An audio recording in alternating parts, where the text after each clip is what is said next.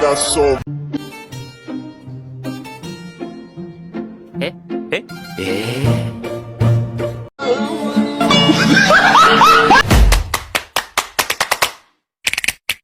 Motherfucking design on right now.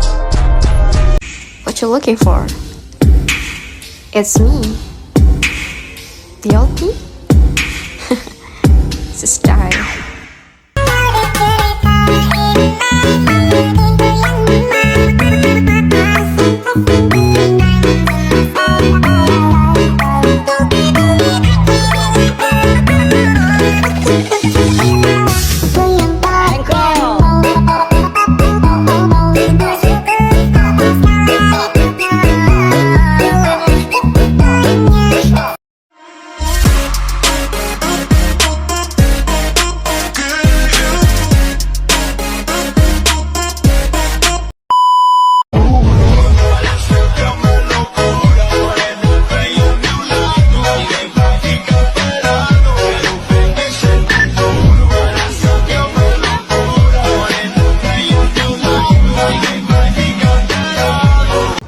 Assalamualaikum warahmatullahi wabarakatuh. Halo teman-teman semua. Perkenalkan, kami dari kelompok 7. Kami di sini ingin membuat teks laporan percobaan dengan cara mengamati pertumbuhannya toge dari hari pertama sampai hari ke-7. Saya selaku perwakilan dari kelompok ini ingin menjelaskan langkah-langkah yang ada di video sebelumnya. Oh ya, sebelum saya menjelaskan langkah-langkah video pada sebelumnya, apakah kalian tahu apa itu toge? Jika di antara kalian tidak tahu apa itu toge, saya akan menjelaskan penjelasannya. Serta saya akan menjelaskan manfaat dari toge. Jadi, toge adalah tumbuhan sporofit muda yang baru saja berkembang dari tahap embrionik di dalam biji. Mengonsumsi kecambah atau toge memiliki banyak manfaat bagi tubuh karena mengandung vitamin C, rendah lemak, folat, dan protein yang mampu memperkecil resiko timbulnya penyakit kardiovaskular. Dan tak cuma itu, menyantap kecambah dapat mencegah resiko terkena artritis, memperlancar pencernaan dan reproduksi, serta saluran kelenjar. Sekian dari penjelasan saya, karena hanya itu yang dapat saya ketahui tentang pengertiannya toge dan manfaat-manfaat bagi tubuh kita. Sebelum kita praktek, kita harus menyediakan beberapa alat dan bahan. Salah satunya adalah cangkir. Cangkir adalah tempat untuk pertumbuhannya toge. Kedua ada gunting. Gunting digunakan untuk memotong bagian atas dari cangkir agar cangkir terlihat tidak terlalu tinggi. Ketiga ada kapas. Kapas digunakan untuk mengalasi cangkir yang akan ditaruh beberapa kaca hijau di dalamnya. Ketiga ada air. Air digunakan untuk membasahi kapas yang telah diletakkan di dalam cangkir. Dan yang terakhir adalah kaca hijau.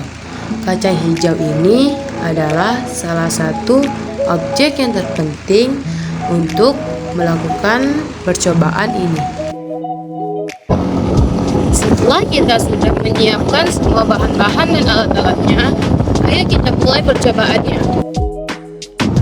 Langkah pertama, gunting cangkir juga terbagi menjadi dua. Di sini kami menggunakan bawahan cangkir ini. Setelah digunting, masukkan kapas ke dalam cangkir. Setelah kapas dimasukkan ke dalam cangkir, tambahkan 3 sendok makan air.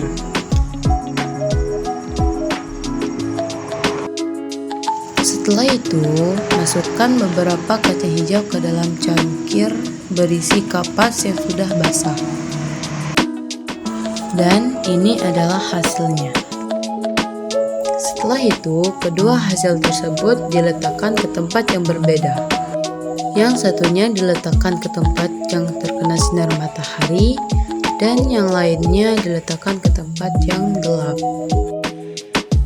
Setelah beberapa hari kami mengamati kacang hijau, kami dapat menemukan perbedaan dari tempat yang gelap dan tempat yang terkena sinar matahari.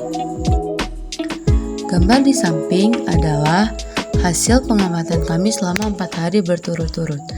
Kalian pun dapat membedakan perbedaannya.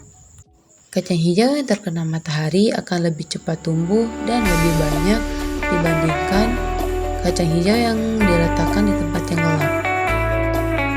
Dan ini adalah hasil pengamatan kami selama 7 hari atau 1 minggu. Gambar yang paling atas adalah gambar toge yang sering terkena sinar matahari dan cukup air. Dan gambar yang paling bawah adalah gambar toge yang diletakkan di tempat yang gelap atau tempat yang tidak terkena sinar matahari. Toge yang sering terkena sinar matahari akan lebih tampak sehat dan lebih tampak subur dibandingkan toge yang diletakkan di dalam ruangan atau tempat gelap. Jadi, kesimpulannya adalah toge yang diletakkan di luar ruangan atau yang terkena sinar matahari akan lebih cepat tumbuh dan subur dibandingkan toge yang diletakkan di dalam ruangan. Walaupun diberi cukup air, toge akan lebih lambat tumbuh dibandingkan toge yang di luar ruangan. Sekian dari kelompok kami. Maaf jika ada salah kata atau kekurangan kata, harap dimaklumi. Karena semua orang bisa berbuat salah, jadi kepada Allah saya minta maaf dan minta ampun. Kami dari kelompok 7 izin pamit undur diri. Wassalamualaikum warahmatullahi wabarakatuh.